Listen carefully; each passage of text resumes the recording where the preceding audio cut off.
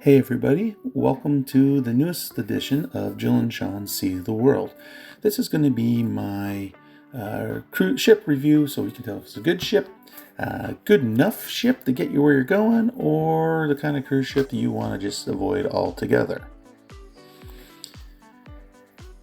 This trip, we're back on Holland America line, which is one of our favorite lines. We're on the Oosterdam.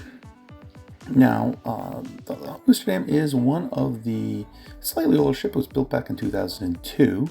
It has been around a number of times, last time being 2016. Holds about 2,400 passengers. We were full, just over 800 crew, which gives you that magical 3-to-1 crew to guest ratio, which is great. Good news for a lot of you. It's being remodeled this year. Now, most of my files are corrupted about the ship, so I'm going to have to leave you with some generic stolen videos. We did have basic balcony cabin up on the 10th deck. We'll go over that later. This is the only surviving picture of the room that we have. It was clean, it was nice, it was well spacious, pretty much what you expect. Now, we were up on the 10th deck. Here's a little thing on the 10th deck. We were on 1023 there. Now, very few rooms, very quiet. One thing you do need to remember is that you're on the 10th deck and there's not a lot of elevators. So if you're not patient with an elevator or you don't like stairs, probably not the room for you. But the good news is you're quite close to the coffee bar. And since we're so close to the crow's nest, I figured we'd start our little review there. As you can see, we're just coming back from the pool, which is only one deck down, which is awesome. So as you come into here, right on the left there is the excursions desk. Over on the right, we have a few puzzles tables. They had a bit of an outbreak, so the puzzles weren't put out until later in the cruise, and those cabinets there hold other kinds of games.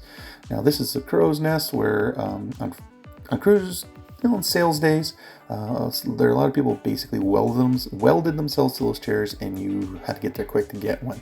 Now, coffee bar, here's the prices, but you don't have to worry about them because most of those will be included if you do have a drinks package. Now, as well as coffee, they do have a full bar here, which was amazing when your room is 15 feet away. On this deck, they also have the arts and crafts area, which Jill participated in a few times, and all in all, it's a great little area. Now we go one down, one deck. This is the outdoor pool and sun deck, which we didn't get any much sun, so we didn't get to sit out there too often. There is a bar, towels, whatever you need, a couple of hot tubs. And up there you can see is the basketball courts, which are converted into pickleball for the majority of the cruise. Just in front of the pool deck, there is the ever popular buffet. Now we were cutting through as they were preparing between lunch and dinner. There's still a few snacks here and there. For this cruise, because like I said, there was an outbreak, it was, you were being served by the crew for the most of it, which took a little longer, but I didn't mind. I didn't feel like getting sick. Now, the food was, as always, on Holland America, quite good. I have no complaints, nothing bad really to say, and like I said, even when they're closed, they're not closed. As you can see, there's little snacks here and there. Now, this front portion there in front of Jill, a lot of time that was closed for guests. It was open for crew for some reason. Now to the right of that, over on the far wall, there is the Canaletto, which is the Italian restaurant, a la carte, which the food was quite good, and you kind of forgot that you were in the buffet. Now we're midship. There's a couple of glass elevators to look over the sea as you're going up and down, bathrooms, that kind of thing. As you enter the solarium, this is the indoor pool area. There's also a taco bar on the far right. There's just a standard bar, and there's also where you get the burgers and hot dogs to order. Now, on most ships, there would be more entertainment, I would think here. Dancers, games, some guy with a guitar. They didn't do a lot of this on the ship. We found it very, very quiet. One day they did have a carnival type games thing set up. It was well attended and everybody had a great time. Just not sure why they didn't do more of it on this deck. One night they did have a dance party, which unfortunately only about 10 people showed up. It lasted for an hour. We had some fun. They did hold a ping pong tournament the one day. So now to the right, on the other side of those windows, is the spa. Right in there, right where the windows are, is the large thermal pool with some benches, I guess recliners. There's a couple spas, hot and cold areas. Typical cruise ship spa. Beside Jill to the left would be the beauty parlor. It wasn't bad. Now, if we went up these stairs, we would end up back up on the tent deck where our room in the crow's nest is.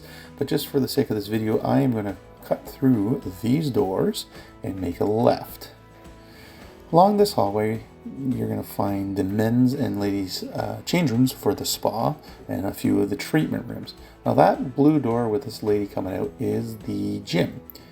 We did, use it a few times, which is new for us, but we're trying to work off the buffet meals.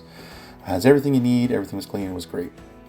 Now what a lot of people didn't realize, if you went down, this is me explaining, if you went down this hallway and through this door, there was an outer deck. Now you're on the 10th deck, but there's usually no one there. No one seemed to know what it was. So when we were in places like Cape Horn, or when we were watching the glaciers or things like that, if the other decks were full and the bow was full, if you went up there, you had clear sight lines. This is billboard on board to the right on the other side of that pole. You can't really see them. I didn't do a great job there. There's the dueling pianos. They still have the dueling pianos on there. They said they got rid of them, but they did not. This is the little secret hallway that gets you around Rolling Stone, which is on the other side of that. So if you don't want to get caught up in the crowds, you go through here. And you end up in this, I call it the strange art bar. It was quiet. They usually have soccer or football games, if you want to call it, playing. And there's a nice bar here. It wasn't never very busy. The taps for beer seemed to be off a lot of the time. Weren't working the whole cruise. And as you can see, as if there was a ton of entertainment. All in all, great ship.